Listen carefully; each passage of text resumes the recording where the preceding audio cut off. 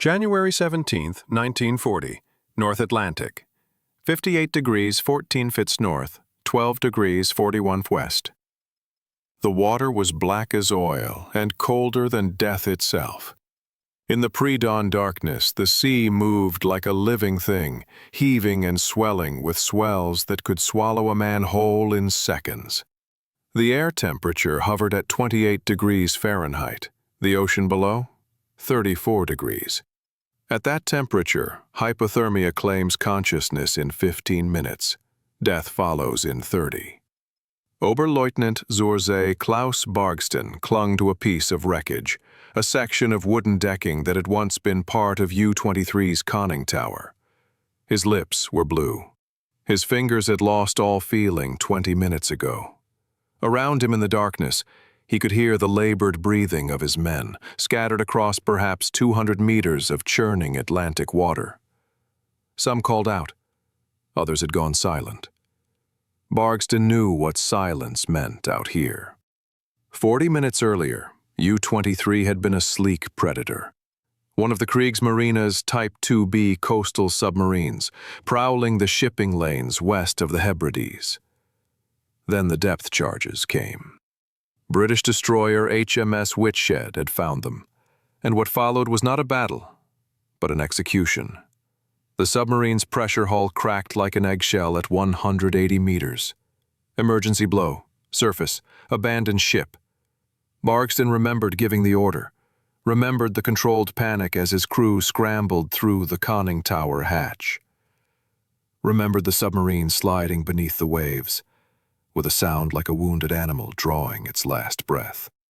Now they floated, 37 men in water cold enough to stop a human heart. The British destroyer had departed, its mission accomplished.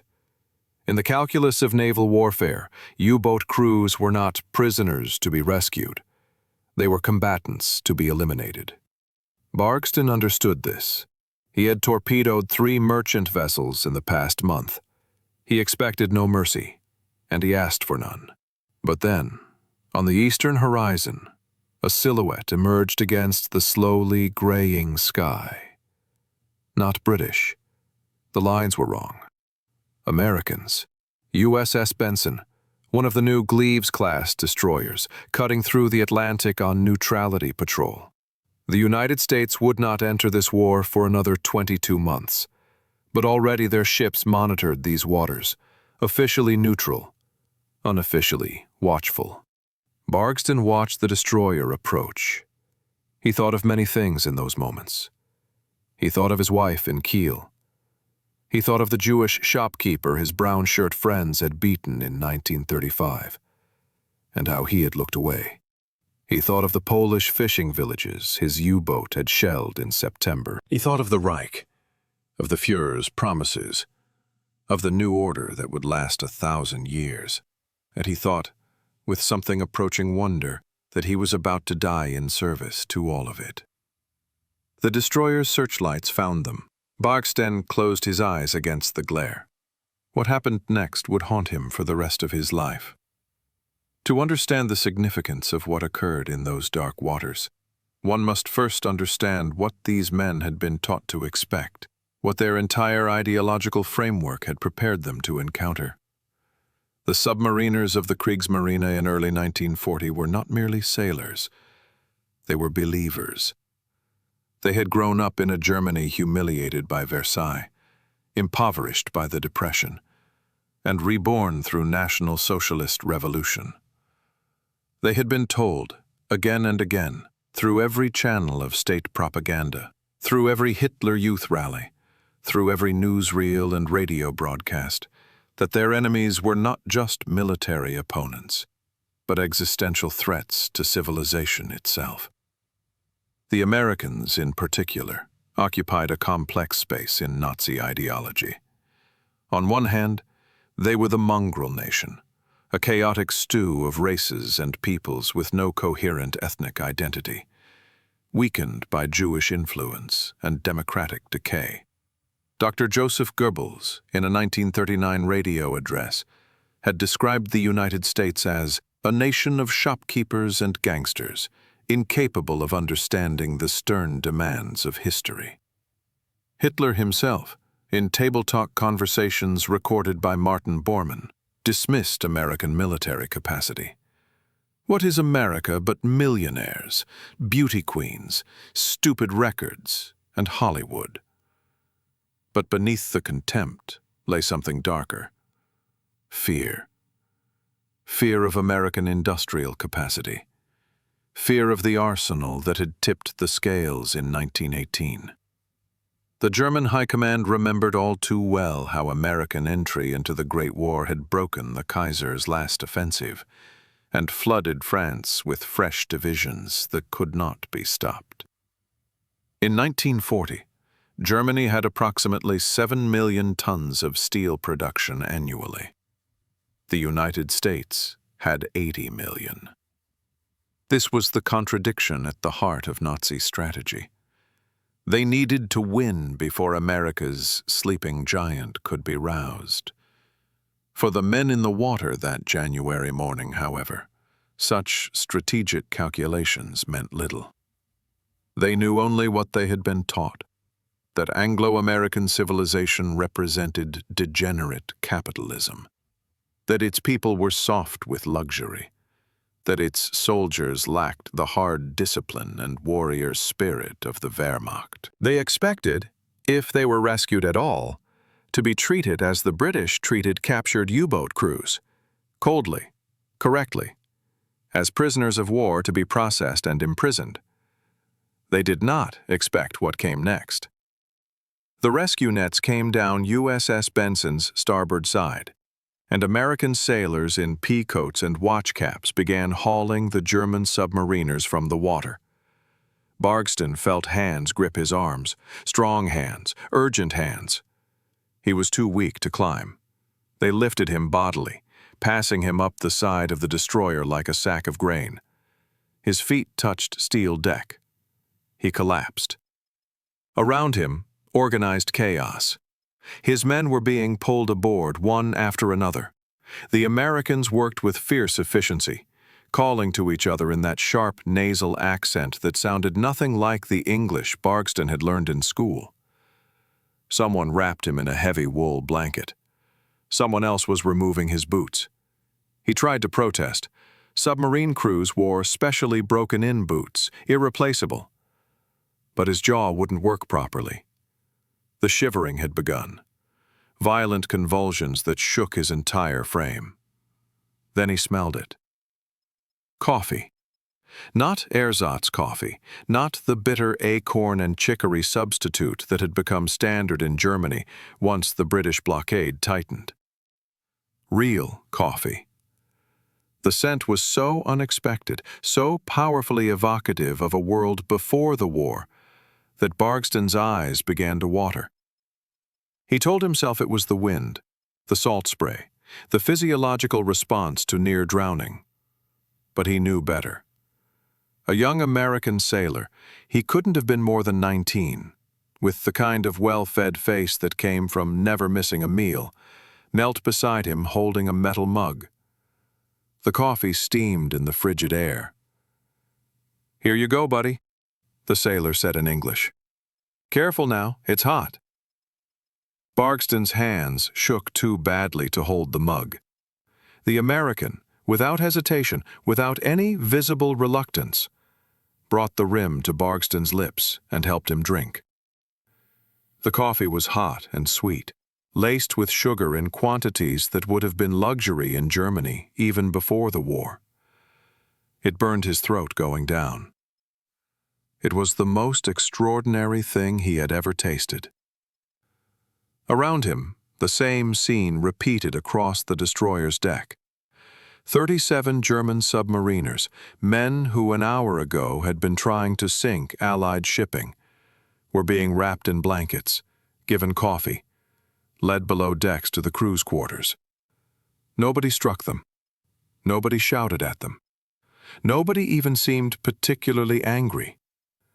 The Americans treated their rescue as just another job, another task to be completed with the same brisk competence they might apply to coaling the ship or running a gunnery drill. Maschinenmat, Horst Bremer, U-23's engine room chief, would later write in his memoir, "I could not reconcile what I was experiencing with what I had been taught.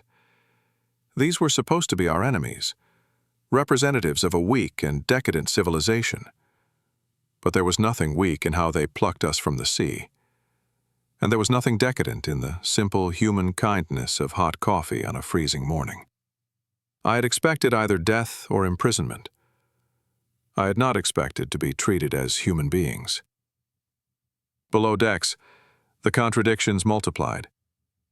The American crew's quarters were cramped.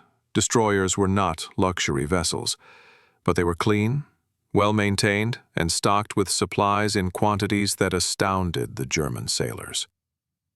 The USS Benson's galley that morning prepared a hot meal for the survivors. Scrambled eggs, bacon, white bread with butter, and more coffee. For the American crew, this was standard breakfast, unremarkable and routine. For the Germans, it was a revelation. Germany in January 1940 was already feeling the pinch of the British blockade. The Kriegsmarine, with its submarine force expanding rapidly, devoted resources to operational capacity at the expense of crew comfort. U-boat crews received adequate rations. The Navy took care of its submariners better than the average German civilian. But adequate meant dark bread, margarine, tinned meat, and ersatz coffee. Fresh eggs were rare. Bacon was rarer. White bread was a memory from before the war. Kapitän Lieutenant Bargsten sat at the long mess table, a plate of food before him, and found himself unable to eat. Not from lack of appetite, his body screamed for calories after the ordeal in the water, but from the sheer cognitive dissonance of the moment. How could the Americans, these supposedly soft and unprepared people, have so much? How could they afford to feed enemy sailors as well as their own crew? What kind of nation possessed such abundance that it could be casually generous even in wartime? The answer, though Bargsten did not yet understand it, lay in the fundamental difference between the economies that supported the two sides. Germany's war economy in 1940 operated on the principle of autarky, self-sufficiency achieved through conquest and ruthless exploitation. The Nazis had prepared for a short war, a series of lightning campaigns that would secure resources before the economy could buckle under sustained conflict.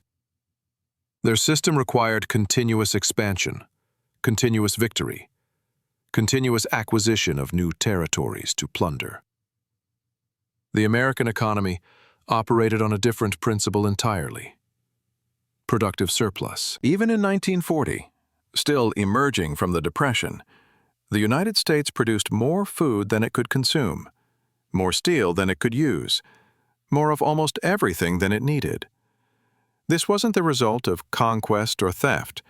It was the output of a continental nation with rich natural resources, advanced industrial infrastructure, and a market economy that, for all its flaws, incentivized efficiency and innovation. The breakfast served to German prisoners that morning represented not largesse, but normalcy, the baseline expectation of American abundance. But Bargsten understood none of this yet. He knew only that his worldview, carefully constructed over years of National Socialist education, had just sustained its first serious crack.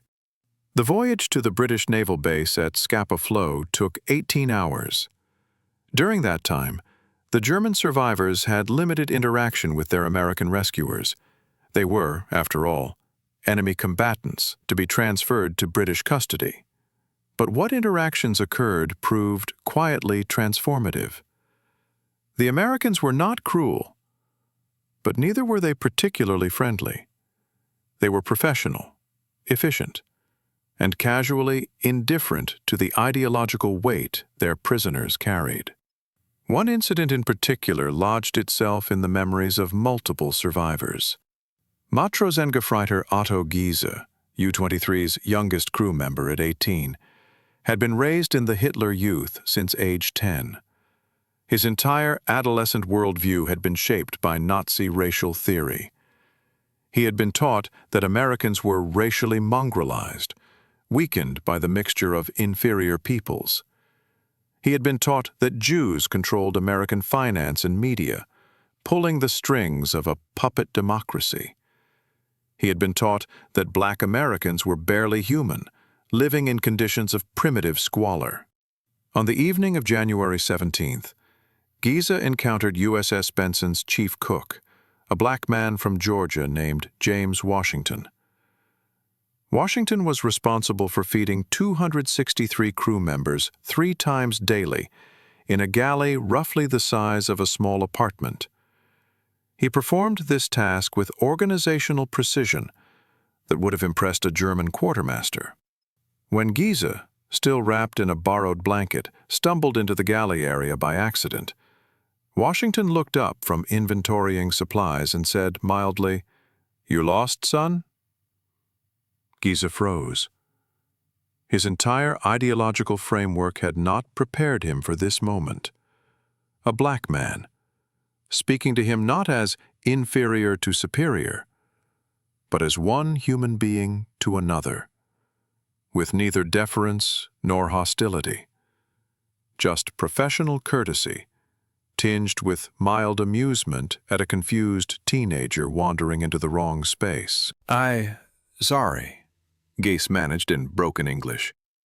Washington pointed toward the exit. "Prisoners are forward, 2 bulkheads that way. You need something before you go?" Gase shook his head and fled.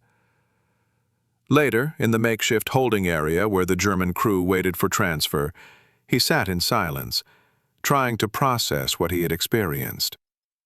The black cook had been competent, professional, and treated him with more basic dignity than many German officers treated their own subordinates. This simple fact was irreconcilable with everything Gies had been taught about racial hierarchy. The crack in his worldview widened. They were transferred to British custody at Scapa Flow on January 19. HMS Southampton took them aboard for transport to a prisoner-of-war camp in Yorkshire. The British treatment was correct, professional, and cold. The contrast with their American rescue was stark. British sailors did not beat them or abuse them. The Royal Navy maintained standards. But there was none of the casual generosity of the Americans. They received the minimum required by international law: adequate food, basic shelter, medical treatment for the injured. No coffee, no surplus. No blankets given freely. Just the rigid maintenance of rules that kept prisoners alive without acknowledging their humanity.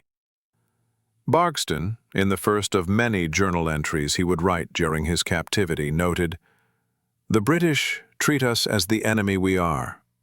This I understand. This fits the logic of war. What I cannot understand is the Americans. They violated no laws. They rescued us according to maritime tradition, fed us according to human decency. But the ease of it, the abundance behind it, troubles me more than British coldness ever could. We were taught that our enemies were weak, decadent, unprepared for the stern demands of total war. But I have seen their ships, tasted their food, witnessed their casual competence. If this is decadence, then what is strength?" The question haunted not just Bargsten, but many of his crew. In the POW camp at York, they had time to reflect, to compare experiences, to slowly begin understanding what they had witnessed. The camp library contained American newspapers and magazines. Propaganda, certainly, but illuminating propaganda. Life magazine from November 1939 showed photographs of American factories producing automobiles in quantities that exceeded Germany's entire automotive output. The Saturday Evening Post ran advertisements for household appliances, refrigerators, washing machines, vacuum cleaners, that suggested a standard of living incomprehensible to most Germans. Slowly, Painfully, some of the U-23 survivors began to understand that they had been lied to. Not about everything. The British blockade was real. The encirclement of Germany was real.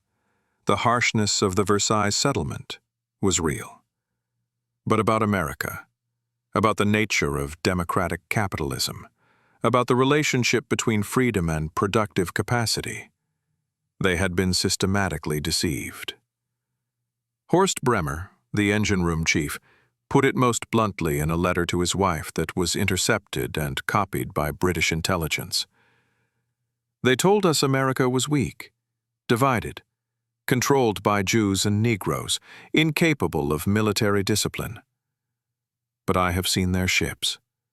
I have tasted their food. I have witnessed how they treat even their enemies. And I must tell you, Liesel, I am afraid. I am afraid because if they are weak, then we are doomed. And if they are strong, which I now suspect they are, then we are doomed anyway. We have made an enemy of a nation that can afford to be generous. What hope is there in that? The letter never reached his wife. It sat in a British intelligence file marked German Morale, U-boat personnel, and contributed to Allied assessment of German naval psychology. But the sentiment was real, and it was spreading. The symbolic power of that coffee cannot be overstated. In the testimonies of U-boat survivors throughout the war, the image recurs again and again. American sailors serving hot coffee to enemy combatants they had just pulled from the sea. It became, in the private conversations of POW camps, a kind of shorthand for something larger.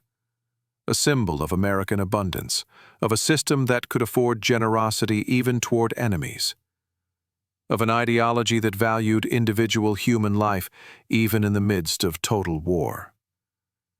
Coffee was the perfect symbol because it was simultaneously practical and luxurious. Practical. It was hot liquid that helped combat hypothermia in rescued sailors. Luxurious. It was real coffee, not substitute, served with real sugar, in quantities that demonstrated surplus. It was aid given not out of obligation, but out of casual habit, the automatic response of men who had been raised in a culture of abundance and didn't know any other way to behave. For the Germans, who had been raised in a culture of discipline, hierarchy, and carefully rationed scarcity, this casual American generosity was profoundly disorienting. Their entire worldview rested on the assumption that strength required hardness, that military effectiveness demanded sacrifice and suffering, that the weak nations of the West had been softened by democracy and commerce into military incompetence. But here was a contradiction that wouldn't resolve. The Americans were soft by German standards, undisciplined, informal, sometimes shockingly casual in their military bearing, and yet they possessed material abundance and technological capability that Germany could not match. As the war progressed and more U-boat crews were captured, the story spread. By 1942, when the Battle of the Atlantic reached its peak, German submariners being sent on their first patrol received unofficial briefings from veterans that diverged sharply from official propaganda. They were told, "If the British get you, you'll survive, but suffer. If the Americans get you, they'll feed you better than you've eaten in months." And this should terrify you, because it means they have resources we cannot match. Karl Dönitz, commander of Germany's U-boat fleet, was aware of the morale problem. In a 1942 memorandum to the Naval High Command, he noted, "Our crews return from patrol with disturbing reports about enemy, particularly American capabilities. The material superiority they witness firsthand contradicts our public messaging about decadent democracies. This creates psychological vulnerability that must be addressed through enhanced ideological training." The enhanced training never materialized. The Kriegsmarine was too busy trying to build submarines faster than they were being sunk. By 1943, the tide of the Battle of the Atlantic had turned decisively. American shipyards were producing Liberty ships faster than U-boats could sink them. In 1943 alone, American yards launched over 19 million tons of merchant shipping, while U-boats sank 3.2 million tons, a ratio that made German victory mathematically impossible. American destroyers and destroyer escorts, equipped with radar and sonar systems that made submarine warfare increasingly suicidal, dominated the convoy routes. The hunters had become the hunted. Klaus Bargsten, still imprisoned in Yorkshire, followed the news through BBC broadcasts that reached the POW camp. With each passing month, as German fortunes waned and American power waxed, the memory of that January morning grew heavier. He had been rescued by a nation that hadn't even been at war yet, a nation that could afford to be generous because it possessed surplus beyond German comprehension. Now that nation was fully mobilized, and its industrial capacity was reshaping the war on every front. In December 1943, Bargsten was transferred to a POW camp in the United States, Camp McCain in Mississippi. The irony was not lost on him.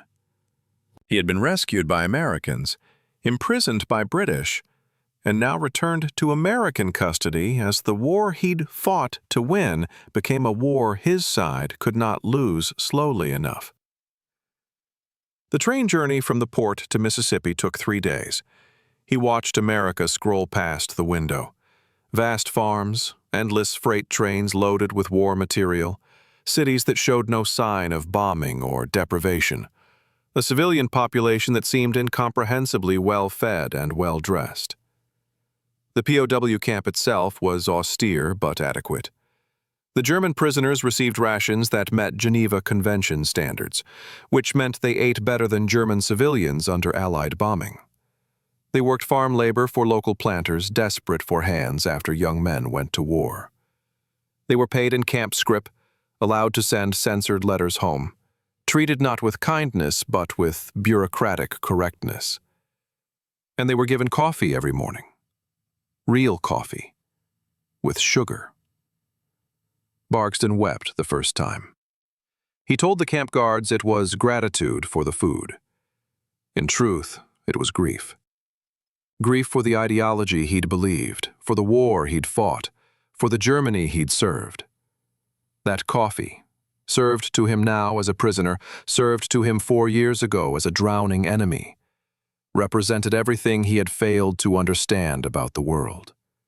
It represented a system of abundance his leaders had taught him to despise, a democratic capitalism his teachers had told him was inferior to fascist discipline. It represented, most damning of all, the possibility that he had been on the wrong side all along. The war ended in May 1945. Bargsten was repatriated to Germany in early 1946, returning to a homeland that no longer existed. The Third Reich was gone. His submarine service, once the pride of the Kriegsmarine, was now evidence of complicity in aggressive war.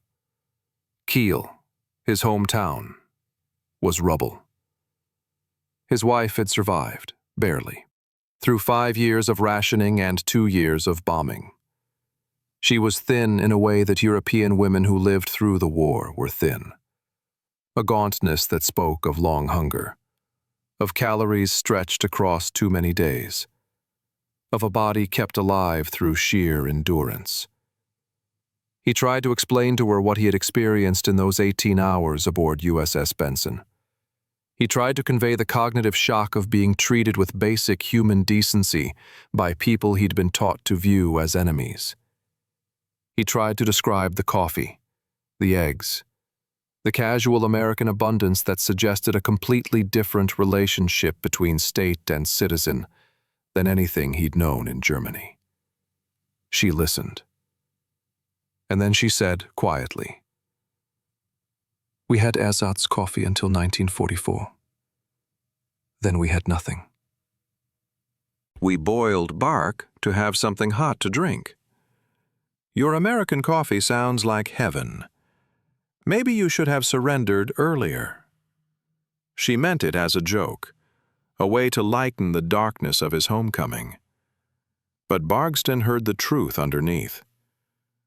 The Germany he had fought for had led its people through ideology and discipline into starvation and destruction. The America he had fought against had led its people through democracy and capitalism into such abundance it could be generous even to enemies. The moral calculus was devastating. In the decades after the war, as Germany rebuilt and the European economic miracle transformed the continent, former U-boat crew members had time to reflect on their experiences. Many never spoke of the war at all, burying the memories of what they had done and what they had believed. But some, like Bargsten and Bremer, committed their testimonies to paper, trying to understand how an entire generation had been led so catastrophically astray. A pattern emerged in these testimonies. The moment of rescue by Allied forces, particularly American forces, frequently marked a turning point in individual consciousness. The contrast between Nazi propaganda about enemy weakness and the lived reality of enemy capability created cognitive dissonance that ideology could not explain away. And while many factors contributed to the eventual denazification of German society, military defeat, economic collapse, confrontation with Holocaust atrocities, the simple human experience of being treated decently by people you'd been taught to hate played a role that historians have only recently begun to appreciate. Horst Bremer, in a 1978 oral history interview conducted by researchers at the University of Hamburg, put it this way: "We were taught that we were the master race, destined to rule Europe for 1,000 years. We were taught that our enemies were weak, decadent, racially inferior. And then we nearly drowned in the North Atlantic. And those supposedly inferior people saved our lives and gave us coffee. How do you maintain belief in racial superiority when the people you've been taught to view as inferior treat you better than your own leaders ever did? You can't. The ideology breaks. And once it breaks in one place, the whole structure begins to crumble." The coffee became, in these testimonies, a metonym for everything the Nazi ideology had gotten wrong about the world. It represented abundance in a system the Nazis claimed was failing. It represented generosity in a culture they claimed was selfish. It represented basic human decency in people they claimed were subhuman. It was a small thing, a simple gesture, barely worth noting in the grand strategy of the war.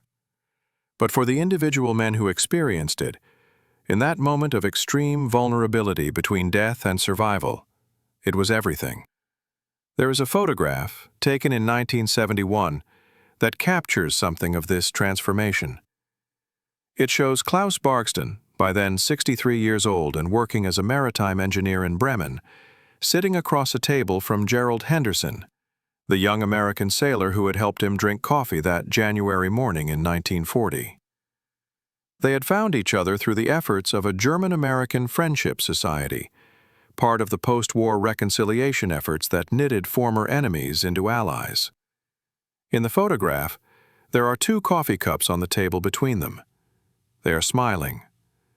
Henderson's hand rests on the table near Bargsten's, not quite touching, but close, a gesture that suggests warmth without presuming intimacy. The caption, in both German and English, reads, "Two veterans remember a cold morning 31 years ago." What the caption doesn't convey is what Bargsten said during that meeting, recorded by a local journalist who covered the reunion. "Jerry saved my life twice, once when he pulled me from the water, and once when he gave me coffee. The first saved my body. The second began saving my soul. It took me years to understand what I had witnessed aboard that destroyer.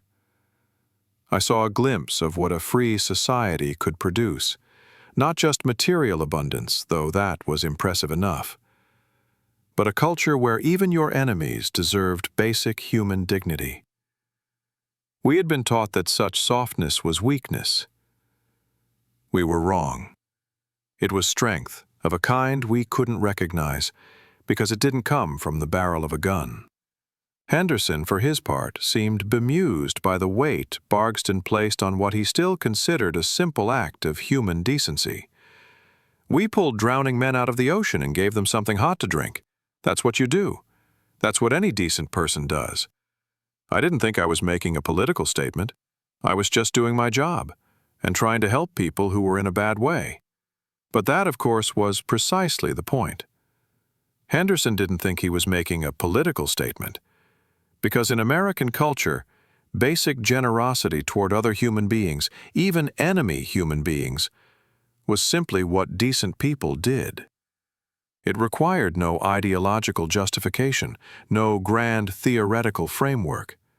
It was reflexive, habitual, the unconscious expression of values so deeply embedded that they seemed like common sense rather than political choice. For Bargsten, who had grown up in a system where every human interaction was freighted with ideological meaning, where hierarchy and race and national destiny shaped even the smallest gestures, this American casualness was profoundly radical. It suggested a society where politics didn't need to dominate every moment of human existence, where there was space for ordinary kindness that transcended ideological division. This was the freedom that American propaganda spoke about. Not just political freedom, not just economic freedom, but existential freedom. The freedom to be ordinarily decent without needing permission from the state. In the final years of his life, Bargsten became a speaker at German schools, part of the generation of veterans who took upon themselves the responsibility of teaching younger Germans about the war their grandparents had fought. He spoke at gymnasiums and universities, always uncomfortable with the attention, always aware that his service to the Third Reich complicated any claim to moral authority. But he spoke anyway, because he believed the young needed to hear not just what their grandfathers had done, but what they had believed and why those beliefs had been wrong. His standard speech, refined over dozens of presentations, always came back to that morning in January 1940. He would describe the cold, the fear, the expectation of death. He would describe the American destroyer emerging from the darkness. And then he would describe the coffee, and what it meant, and what it took him years to understand. They taught us, he would tell the students, that we were special, that our race, our nation, our leader had been chosen by history for greatness. They taught us that our enemies were weak, corrupt, controlled by inferior peoples. They taught us that strength meant hardness, that mercy was weakness, that the world respected only power. And we believed them, because believing felt good. It felt good to think we were special. It felt good to have enemies we could blame for our problems. It felt good to follow orders and trust that our leaders knew what they were doing. And then I nearly died in the North Atlantic, and Americans I had been taught to despise saved my life and gave me coffee. And in that moment, though I didn't understand it yet, everything I had believed began to unravel. Because if they were weak, why were they stronger than us? If they were corrupt, why did they treat us better than our own officers did? If democracy was failure and fascism was success, why did they have abundance while we were starving? The coffee was just coffee, but it represented something larger, a society wealthy enough and confident enough to be generous even to enemies, a culture that valued individual human life even in the midst of total war, a system of government that served its people rather than demanding their sacrifice. Everything we had been taught was superior: our discipline, our unity, our willingness to suffer for the state, produced only death and destruction. Everything we had been taught was inferior: their democracy, their capitalism, their weakness, produced victory and the peace that followed. I am not telling you that America is perfect. No nation is perfect. I am telling you that ideologies that teach you to hate, that tell you some people are superior and others inferior, that demand total loyalty and punish independent thought, these ideologies will betray you. They will lead you into darkness and call it light. They will lead you into cruelty and call it strength. They will lead you into catastrophe and call it destiny. Remember the coffee. Remember that the people you are taught to hate are human beings. Remember that the systems you are taught to despise might contain truths your own system has suppressed. Remember that when someone is drowning, you pull them from the water and give them something hot to drink. This is not weakness. This is civilization, and it is worth defending. Klaus Bargsten died in 1989, just months after the Berlin Wall fell. He did not live to see the final reunification of Germany, did not live to see the complete triumph of democratic capitalism over the totalitarian ideologies that had ravaged the 20th century. But he lived long enough to see the arc of history bending, slowly, toward the values represented by that cup of coffee on a cold morning in 1940. His obituary in the Frankfurter Allgemeine Zeitung was brief. Klaus Bargsten, submarine officer and later maritime engineer, died Tuesday at age 81. He is survived by his wife of 51 years, 3 children, and 7 grandchildren.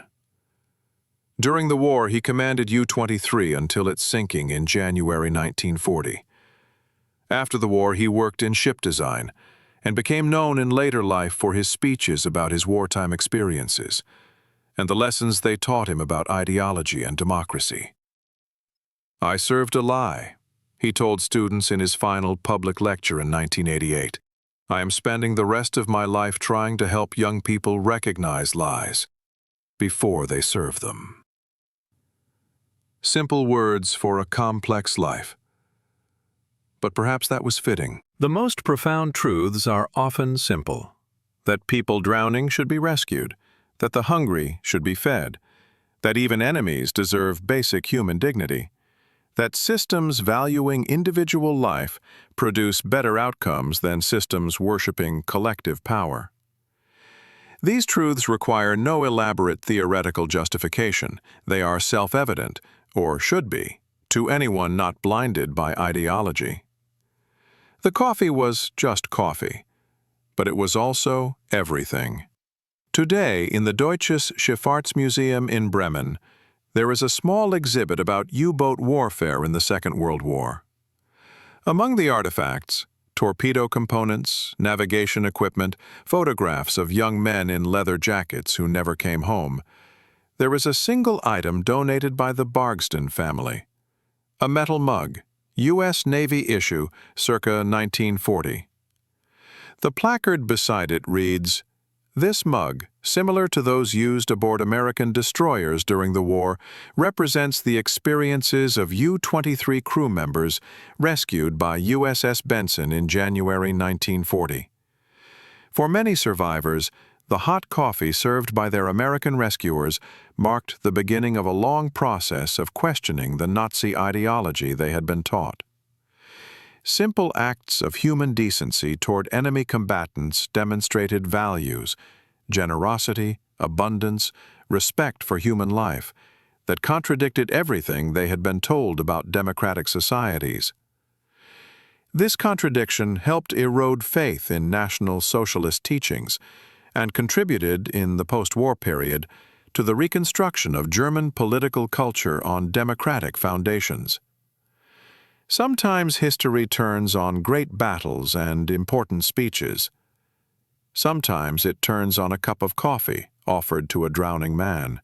Visitors to the museum, most of them German, most of them young, pause at this exhibit longer than at most others. They read the placard. They look at the mug, ordinary and battered, representative of thousands of identical mugs aboard hundreds of American ships. They try to imagine what it must have been like. The cold water, the approaching destroyer, the expectation of death or cruelty, the shock of basic kindness. Some of them understand immediately. Others need time to process the symbolism. But most eventually grasp the essential truth, that the values a society demonstrates in small moments often matter more than the propaganda it proclaims in grand speeches. The mug sits in its climate-controlled case behind glass, illuminated by carefully angled lights that prevent glare. It is, objectively, not particularly interesting, just a vessel for holding hot liquid, mass-produced and utilitarian. But it represents something that transcends its physical form. The moment when men raised to believe in their own superiority confronted evidence that they had been wrong. The moment when ideological certainty began cracking under the pressure of lived experience. The moment when the future began replacing the past. The coffee was just coffee, but it was also the first taste of freedom for men who didn't yet know they were in chains.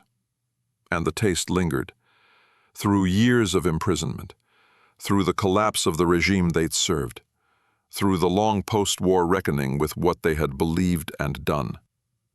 It lingered as sweetness lingers on the tongue, a reminder that another way was possible, that abundance and generosity were not weakness, that the world was larger and more complex than ideology had taught them. In the end, this is what the coffee represented: possibility. The possibility that everything they'd been taught was wrong. The possibility that their enemies were not monsters, but humans. The possibility that different systems produced different outcomes. And that perhaps, just perhaps, democracy and freedom and respect for individual dignity actually worked better than dictatorship and discipline and worship of the state. It was just a cup of coffee. But for men drowning in more ways than one, it was a life preserver.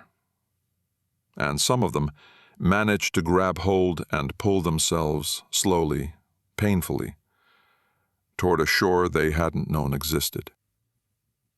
That is why they wept.